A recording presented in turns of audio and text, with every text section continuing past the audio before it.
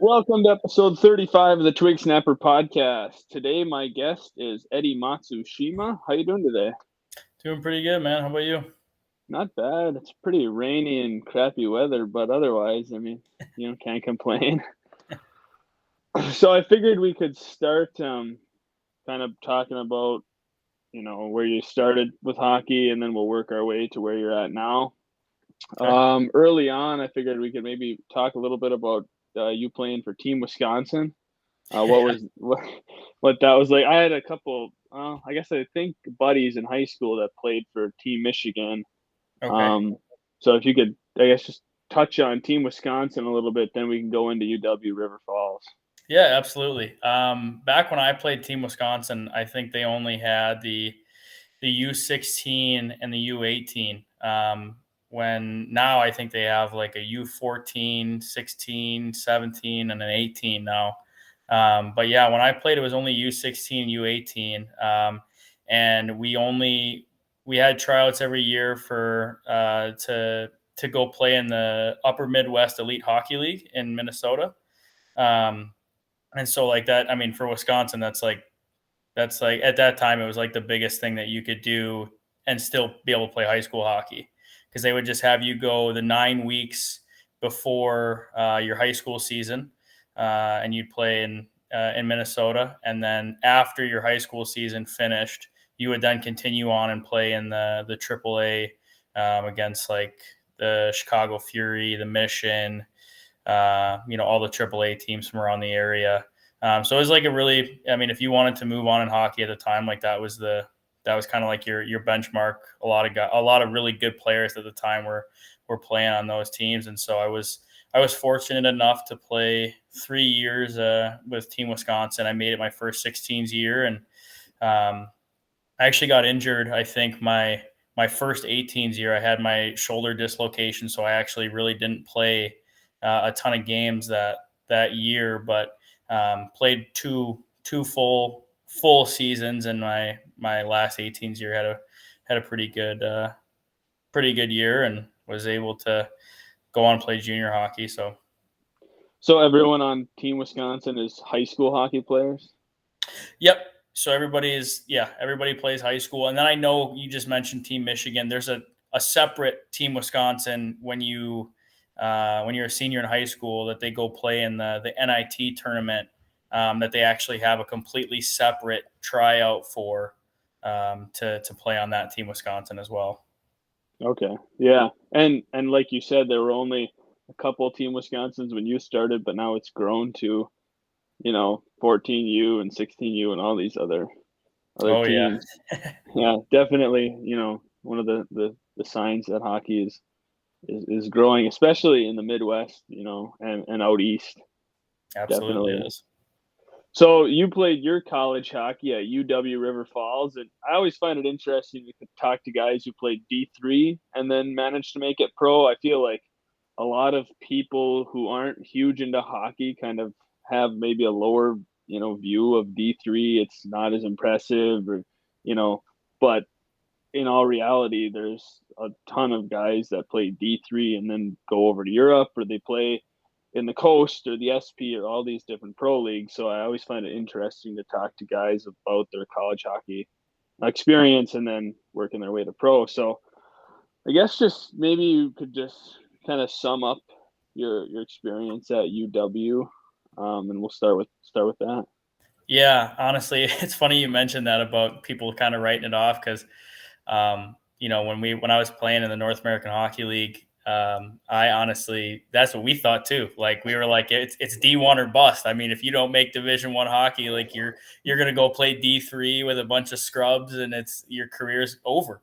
And my last year of juniors, I didn't have any offers. I actually didn't have a ton of D3 offers either.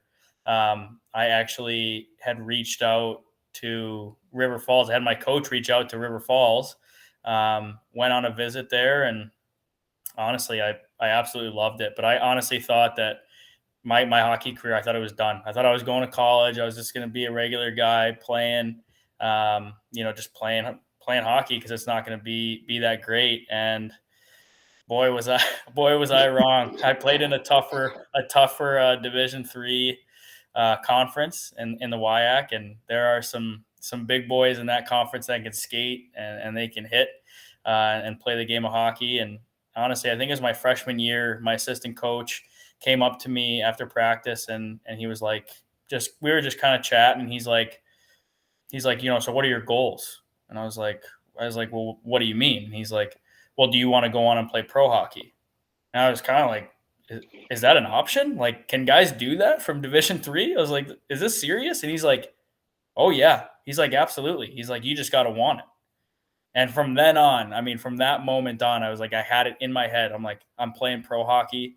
Like I'm gonna bust and skate and work as hard as I can so that I can do it. And yeah, I mean, River Falls was, even aside from the hockey, like had a great education, I came out with 2 degrees, was able to, the university was awesome. My last year when I went on to go play, they let me take some exams early. They essentially let me graduate early pretty much. I mean, when I left right after school, I had 2 online classes and they were awesome about it. So, I mean, to sum up River Falls, it was amazing. And for guys that are worried about playing division, I get that question a lot. Like you said, people are always interested. I mean, the biggest thing is nobody's going to do it for you playing Division III. Nobody's going to hold your hand to get you to play pro.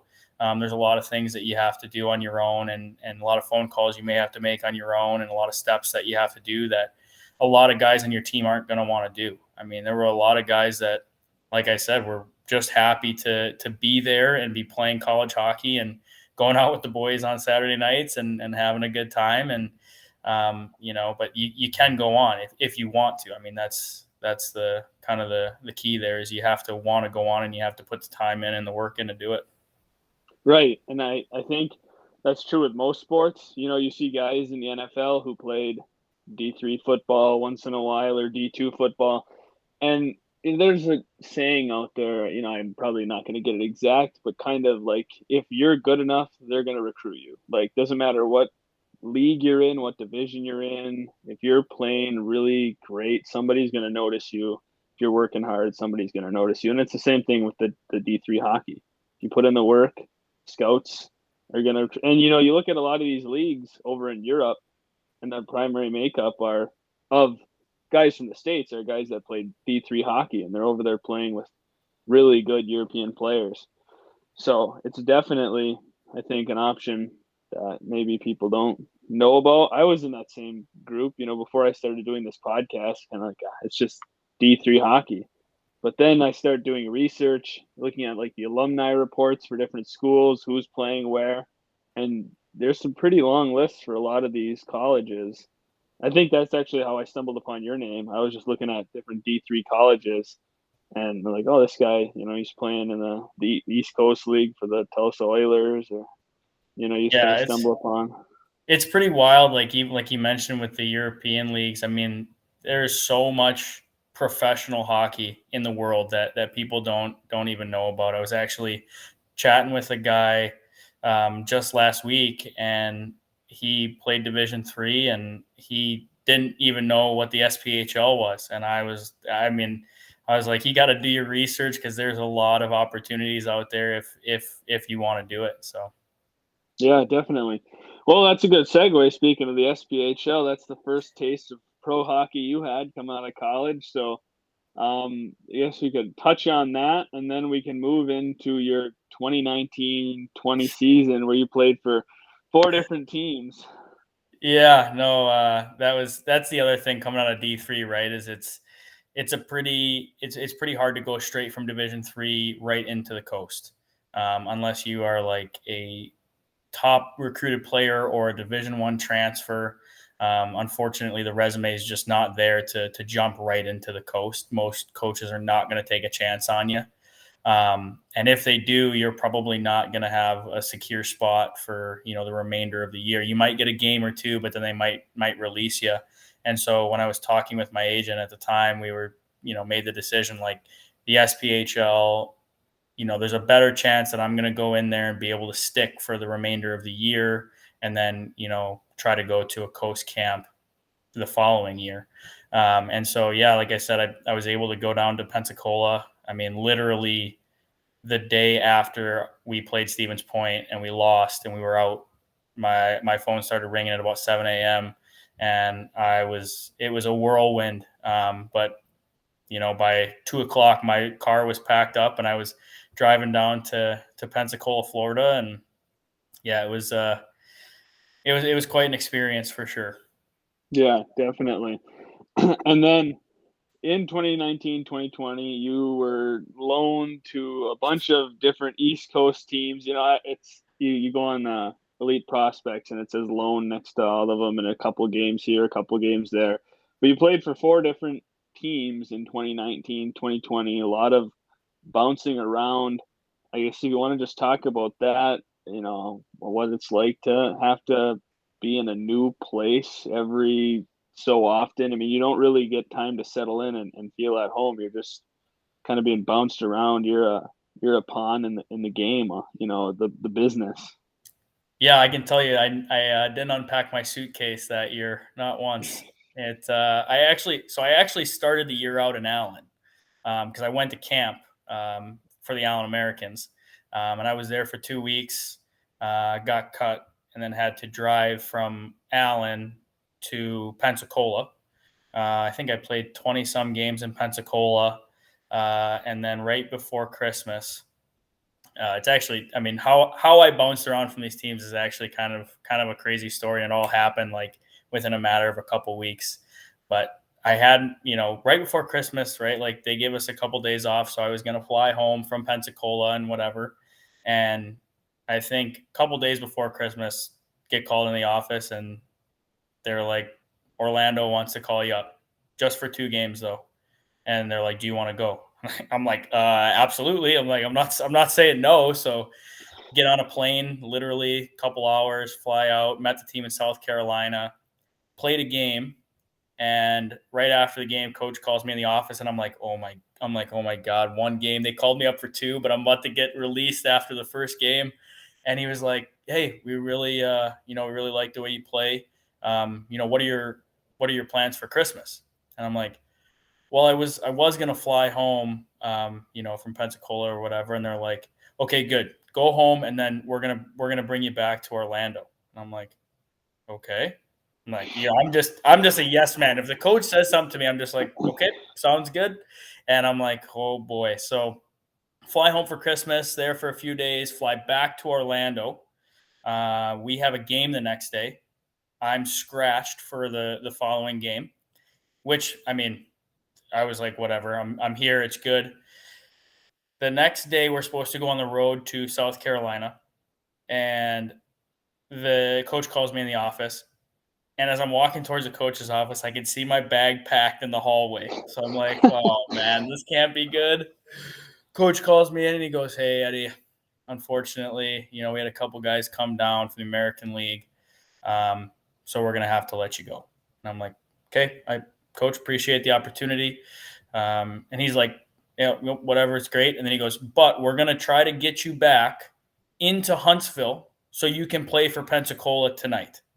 And I'm like, okay. So I'm like, it's already 10 o'clock and we are supposed to play at 7 o'clock in Huntsville. So I'm scrambling to pack my stuff and make this flight. And right as we're about to board the plane, flight gets delayed. And it's delayed, like, they're like, oh, it'll be, whatever, 15, 20 minutes. And I mean, this is 2 days after Christmas, the Friday after Christmas. So it's everybody's trying to get somewhere. And flight keeps getting delayed. And I'm talking with my coach in Pensacola, like, hey, coach, like, I don't know what's going to happen. And he's like, it's okay. I'm going to put you on the roster. It'll be fine. You're going to get, you'll get on for a period if anything. And I'm like, okay. And I'm like looking. Finally, it's so delayed that the next flight to get into Huntsville, I'm gonna land at like 9 o'clock. And I'm like, hey, coach, I'm not gonna make it. Talking to my dad, and he's like, there's another flight that leaves in like 5 minutes, right? And I'm like, what? He's like, yeah. He's like, there's a flight that will get you in at 6:45 in Huntsville. So here's me sprinting across the airport trying to make this flight. Luckily, this gate lady was absolutely amazing. Gets me on this flight. and I land at 6:45 in Huntsville. And I'm calling. I had to call a booster from Pensacola that happened to be going to the game. They picked me up from the airport. I roll into Huntsville that night. No warm up, nothing. The national anthem's playing while I'm getting dressed. Step out on the ice. No warm ups, anything. Fortunately, had the overtime game winner that night. And then we drive back to Pensacola, play another game. Sunday, I'm on the golf course. I'm like, hey, been called up. It's great. Going out, play some golf with the boys. That's when I got the call from Maine. So they call me while I'm on the golf course, and they're like, hey, we need you on Tuesday. Can you fly out tomorrow morning? And I'm like, yeah, I guess. So I hop on the plane, and there I was, met the team in Reading, and that Tuesday, I think, when I played for Maine, I had my first ECHL goal. It was the same deal, though. Same deal. They're like, hey, we need you for one game, and then we're going to send you back. So I didn't pack very much. And after the game, they're like, hey, we like the way you play. So are you good do you have enough clothes to stay for the foreseeable future? And I have one pair of everything in my bag because I didn't bring anything. And I'm like, yeah, I got plenty. I'll be good. And then, so then I didn't unpack my bag, and I went back to Maine with the team. And that was that was 3 of the teams in that short little span there. But no, to answer your question about going to different teams, yeah, it's different. I mean, because, a lot of times coming from the SP, guys see it as a call up, and they know you're a call up, so they don't expect you to be there for very long. So the ECHL is kind of a carousel revolving door, and with the transactions sometimes. And so everybody's super nice. They introduce themselves, shake hands, but then, a lot of times that's about the, communication you get with a lot of guys because they think you're going to be gone in a day or two. And so, yeah, it's tough to settle in, but you have to mentally find a way to try and perform regardless of whether you're playing whatever spot you're playing in. Because if you're getting called up, it's because somebody's hurt. And so you're probably filling a role. So, you may be on the second line, you may be second line center, you might be the fourth line, right winger. Whatever it is, you got to be able to, try and perform and try to stick.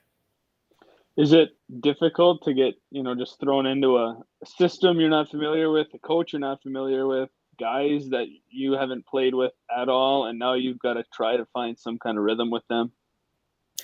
Yeah, it can be a little tricky. Fortunately, my game is pretty it can be universal because I'm kind of a grittier player, so I'm not a super high skill guy. Like, I'm not if you put me in the top 6 or the bottom 6, I'm probably going to be doing the same thing, right? Putting a puck in low, skating after it, trying to bang a body, and then find a guy for a good shot. So it's, my game luckily is somewhat universal. But yes, you go in there and it's a whirlwind. You get called into a team, and you go meet with the equipment guy. They hand you a bunch of gear that's definitely a size and a half too big for everything. And then the coach wants you to learn every system they've got. And you got to be able to do it and at least understand it enough that you're not leaving somebody open to throw a pizza for the other team. So. Right. Well, you went through that busy year, and now you found a home in Tulsa, settled down a little bit more. You've played this is your second season with them now? Yep. You guys, you're having a good year so far. 5 games, you got 4 goals and 1 assist. The organization as a whole, Ducks, Gulls, Oilers, I was looking, none of the teams seem to be doing awesome. You look at the NHL, the Ducks are, depending on the week, dead last in the rankings. And then I just looked at the Gulls, they're 4-7, and you guys are, what's your record? We've won 2 and 3, I think. So, kind of all the teams seem to be kind of in the same spot, which is interesting. I feel like often when the top team is struggling, the farm systems are, like the top ones. It sometimes it seems to be that way. But So I guess just talk about this year I guess you could talk about it from a personal standpoint or a team standpoint. Now that you've got a team that you've settled down with and you're having some success. Yeah, I mean, I was very fortunate last year to have Tulsa offer me a contract, and had a pretty good year last year. I mean, our coach is he's as old school as they come.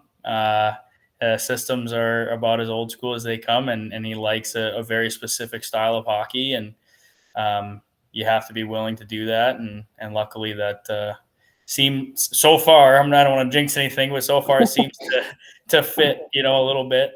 Just trying to play gritty, hard, and physical, and yeah, I mean they always say points kind of come in waves, and I've just been fortunate so far that this is kind of just happened to be in the right spot at the right time, and things are kind of just tipping my way right now, and just trying to make sure I can continue to do it consistently. But yeah, no, it's always tough when you talk about your like the Ducks, because obviously we don't have a ton of interaction with them. Occasionally we'll get sent a guy on his entry level, a younger guy will get sent down on an entry level.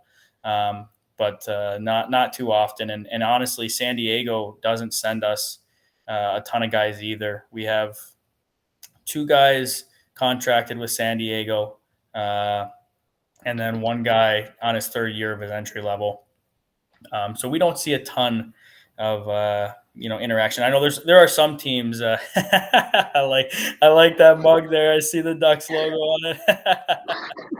But yeah, I mean, we don't see a ton of interaction with San Diego. I know, like the teams out east where they're a lot closer, they'll call guys up and send guys down pretty frequently.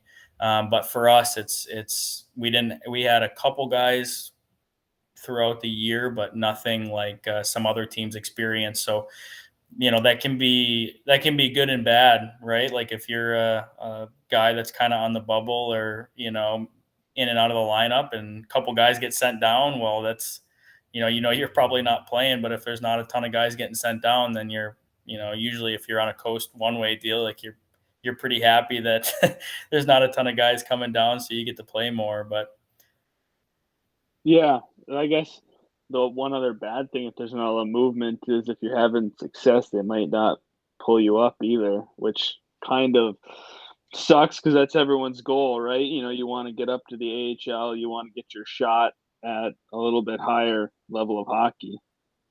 no, absolutely. I mean, that's, again, like you said, it's a double-edged sword, because, like you said, if you're having a lot of success, it's yeah, sometimes, like I mean, there's contracted guys always ahead, right? So like we have contracted guys, so they'll be the first to go if there's a call up.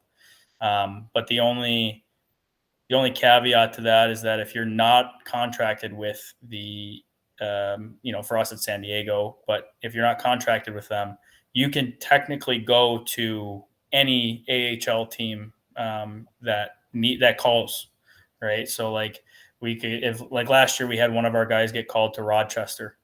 We had another one of our players get called to Chicago. So we can go anywhere. But it just, with how many ECHL teams there are, and how many AHL teams there are. I mean, there's such a large pool of players to choose from. Trying to find a guy that's not contracted that seems to be having a good year, it's kind of like finding a needle in a haystack a bit. But yeah, like you said, it's a double-edged sword for sure. Right, definitely. So, when I just was doing my research for topics, I type in Eddie Matsushima and you look at videos, there's a couple overtime goals that you've had throughout your playing, and the announcers go nuts. Oh, Eddie Matsushima again, So what's going through your mind when you score some of these overtime goals? Your emotion.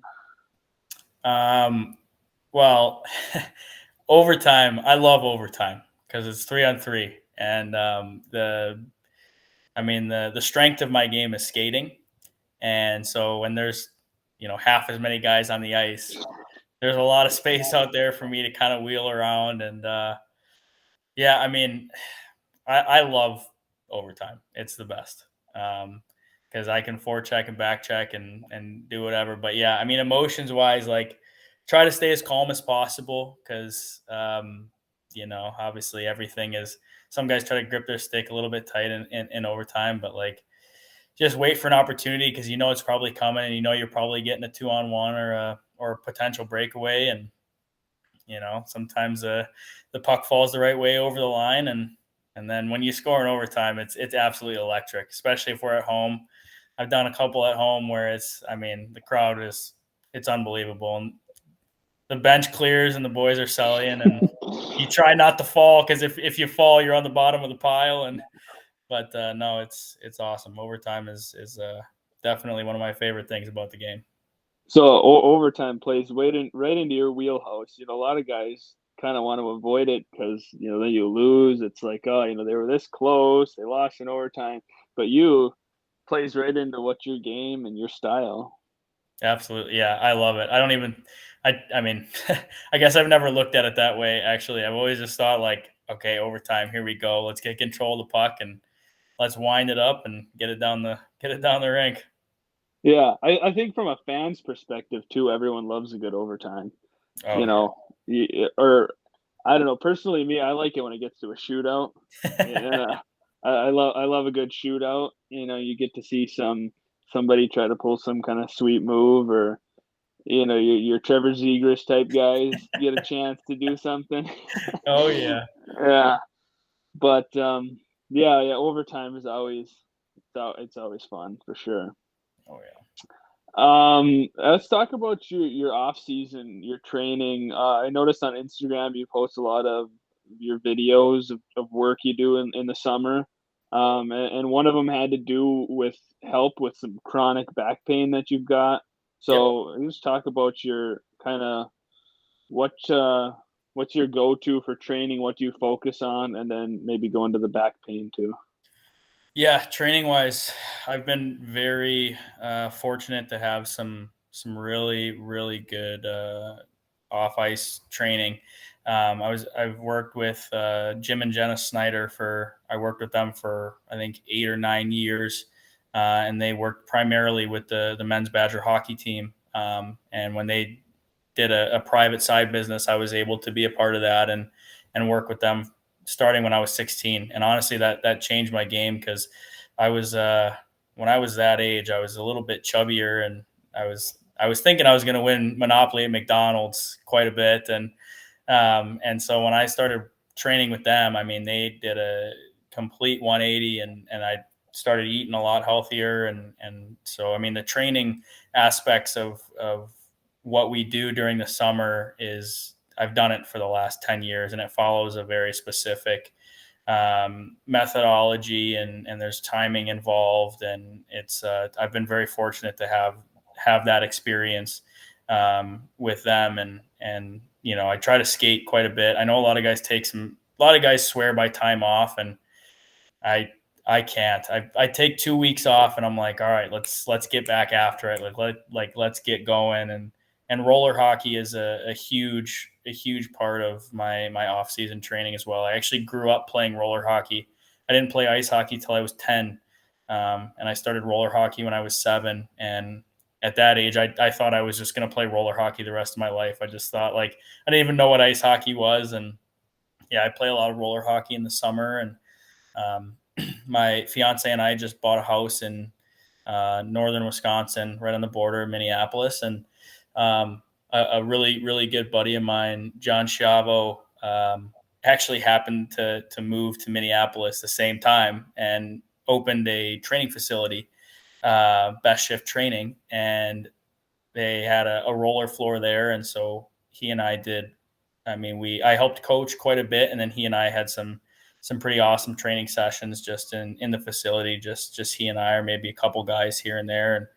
And yes, I mean, training wise, it was a really good summer, and yeah. Yeah, definitely. So like you said, some guys value a lot of time off, but you can't. You get the itch to get back at it.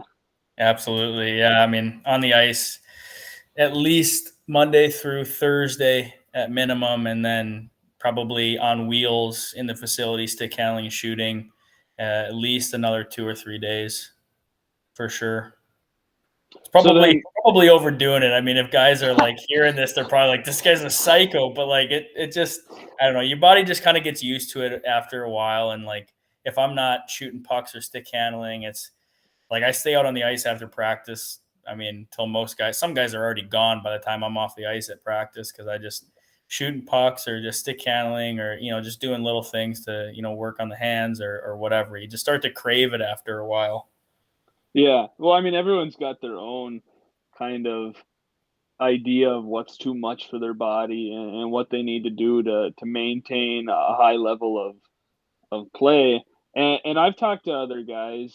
Tyler Rockwell, who plays for the Kalamazoo Wings, was talking about, I can't remember, somebody who played with them who would do, after games, he would start doing, some of these workouts and like a lot of guys don't do that. It's after the game, it's time to relax and let a load off. And I think Tyler said that he started to do that too, and he really noticed a transformation with certain things after he followed this guy's workout regimen. So maybe not everyone would think you're a psycho. There's probably a few guys who would say, yeah, like this guy goes way too hard, but there's other guys who I'm sure go harder or right, in that I've got to put in a lot of work. Absolutely. So do you have any really good stories from your playing career or anything that kind of sticks out in your mind? I feel like everyone's got some story, especially in like minor pro hockey, the coast and the SP. I interviewed a guy named Chris Leidsman, and he had played with him. I played with Lides, by the way, in Pensacola, and I played against him as well in the coast. Yeah, he had some just crazy stories of, I can't remember if it was when he was in the SP or the FP, when he went through the like Navy SEAL training camp deal with like they're down in a swamp doing all this stuff. So I mean, I feel like everyone's got in the coast, the SP, some story that sticks out. Do you have any that stick out for you? Yeah, I mean, there's quite a few, but actually, the one that really sticks out actually was back when I was playing junior hockey. It was actually my first fight ever, and I'm not a fighter by any means. So if guys are looking or listening, I'm not a fighter. Yeah, I noticed. That's not me. I'm not big enough. I mean, that just isn't part of my game. But I was a captain in the Cooley region, chill at the time, and we were playing the Janesville Jets, and it was like the first week of the season, so we had a lot of guys that were probably not going to make the team, but they were trying hard, and puck was up in the air, and this guy, my line mate at the time, jumps to grab the puck, and I'm just like, what? He leaves his feet, and I'm like, oh no. Defenseman cross-checks him out of midair. Guy goes down on his shoulder. Looks like it's kind of messed up. And I'm like, oh, man. So I just grab the guy next to me, and I'm like, God, like, what a, like, are we really doing this right now? Like, I'm just grabbing him, holding him. And I'm just, like, watching, like, God, this poor guy's probably not going to make the team. And then all of a sudden, wham, I'm like, oh, my. I'm like, what just happened? My helmet fell off, and I'm like, I like look at the guy that I'm holding, and I'm like, what's going on? And then wham, I'm like, oh my. I'm like, I realize I'm like, I'm in a fight. I'm like, somebody's punching me in the head. And I'm like, oh my God. So like, I kind of panic. I shed my gloves, and I'm like swinging around, trying to reach. I reach for this guy's jersey, miss, snap my finger, like throwing punches, completely missing. And this guy literally is just holding me, just feeding me punches. And mind you, like I haven't even like been able to see this guy because I don't even know what's going on yet. He's just feeding me. The referee jumps on top of me because I knew who the linesman was. Jumps on top of me, and he's like, Eddie, it's okay, it's me. I'm like, still, I have no idea what's going on. My eye is swollen shut. I'm bleeding off my forehead, and I finally look over at this guy in the box, and he's 6'3". 220 and a lefty. And I'm looking at this guy like, what are you doing? I was so rattled. And So when I fast forward to my River Falls days, the first when we're trying to find housing as freshmen, my assistant coach puts me in a group chat with a couple other freshmen, and I'm looking at the names on this group chat, and I'm like, no way. And then I'm like, kept going. I went back, I looked at the rosters, and it was the same guy that beat the absolute piss out of me. And so I'm texting, and we're like in a group chat trying to find a house, and I just go, yeah, just fun fact. Ryan beat the shit out of me when we were in junior hockey, and he's like, dude, he's like, I can't. He's like, I was hoping you weren't going to bring that up. He's like, I feel so bad. But we were actually roommates for 4 years, and he's actually going to be the best man at my wedding next August. Wow, isn't that crazy how things come full circle? How things change. Guy beats the absolute piss out of you, and now he's the best man at your wedding. Yeah.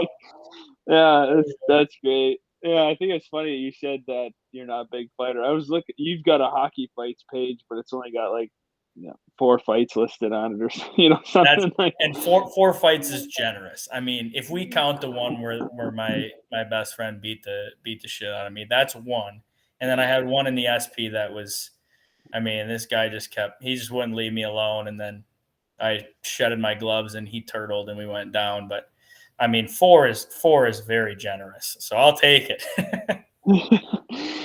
So you don't like to fight, or I mean, you said you like to get aggressive. You like to throw the puck in low and then use the body, but you don't like to fight.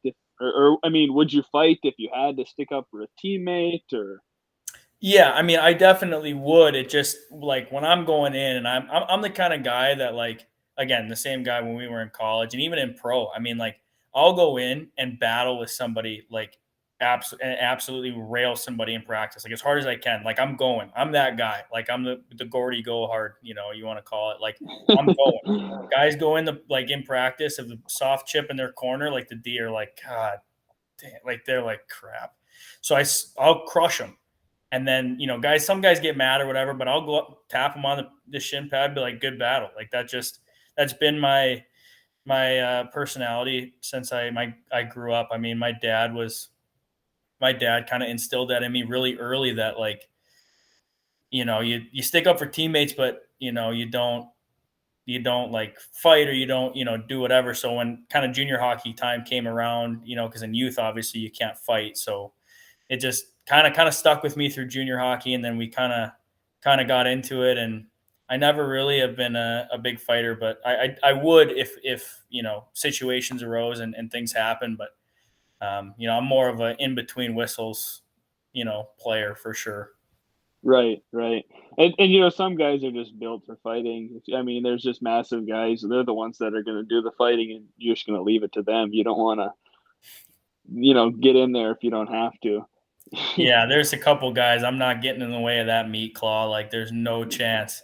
If I were to try to square up with some of these guys, I don't even know if I would get a grab on their jersey. Some of these guys are big and their arms are long. And I mean, God, if I were to miss, it's like I'm out, Like, Right. They're gonna hit me pretty hard. Do you have any big brawlers on your team that do the fighting, or are you guys not a fighting team?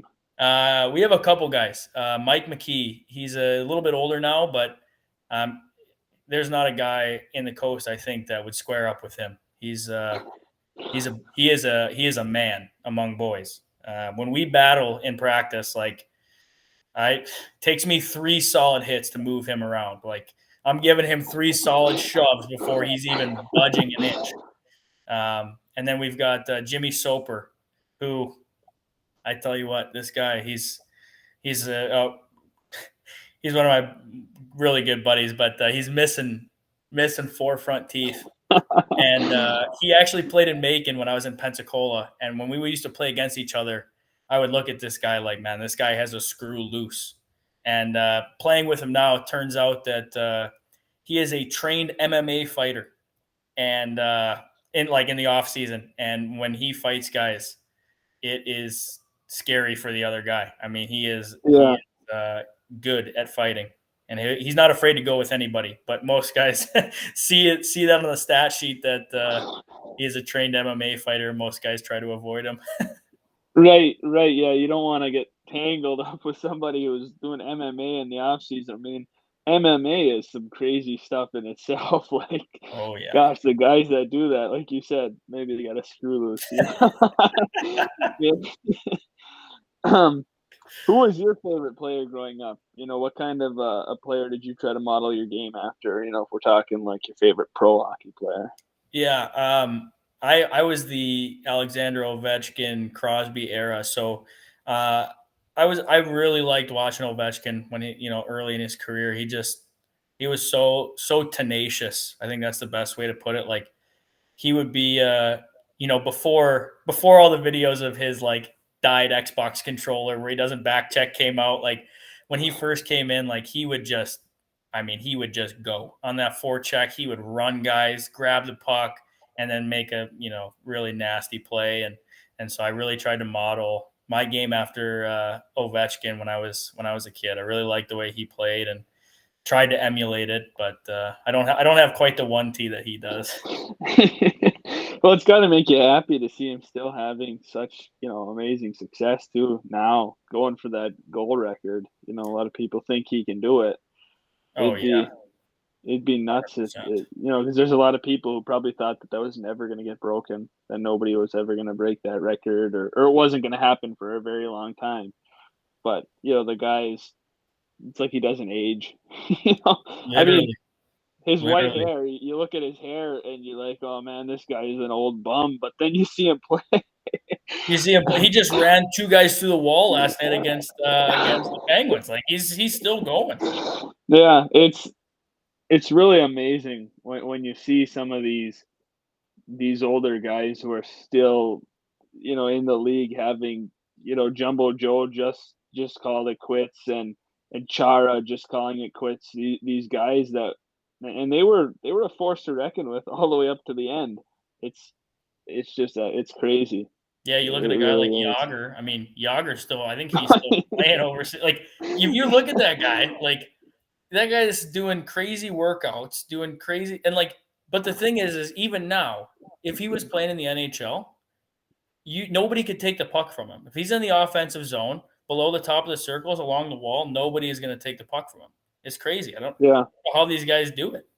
Yeah, yeah, it's you're almost at I'm at a loss for words. I don't really know what to say because it's hard to describe. You see it. They're freaks of nature in a good way. Absolutely. When Yager's 50-something years old and he's still playing over in the Czech Republic, it's he's like the Tom Brady of hockey. That's a good play. He's still chugging along. So, what was your favorite team growing up? Being from Wisconsin, that kind of. Yeah, we didn't have it. I mean, like you said, Wisco doesn't have a pro team. San Jose was the team that I followed a lot when I was growing up, just because I had my grandparents and my uncle and some family lives in San Jose, and so even before I started playing hockey, I would have San Jose Sharks stuff, and so as I got older, that kind of grew on me, and then when Joe Pavelski was started playing for the Sharks, that was. I really enjoyed watching him play because I followed him in college. I watched him growing up when he played for the Badgers, and then when he went to the Sharks, it just continued to follow him. So Sharks definitely was the team, my favorite team growing up. Right, and now you play within the Ducks organization, rival teams. Oh yeah, it's crazy how things work out. It is. It really is. It seems like it's kind of funny when guys end up either playing for a rival, to their favorite team, or within the organization, or you commit to the college that rivals your team, or whatever it is. It's kind of funny. Then you kind of gotta root for your new team, and Yep. All right. Well, I think that about wraps it up. Touched on everything. So thanks for it took us a little while to connect. I messaged you. I can't remember when that was, and we just couldn't both get on the same page, but we finally did. So thanks for taking some time and coming on this episode of the pod. Yeah, absolutely. It was awesome. I appreciate it.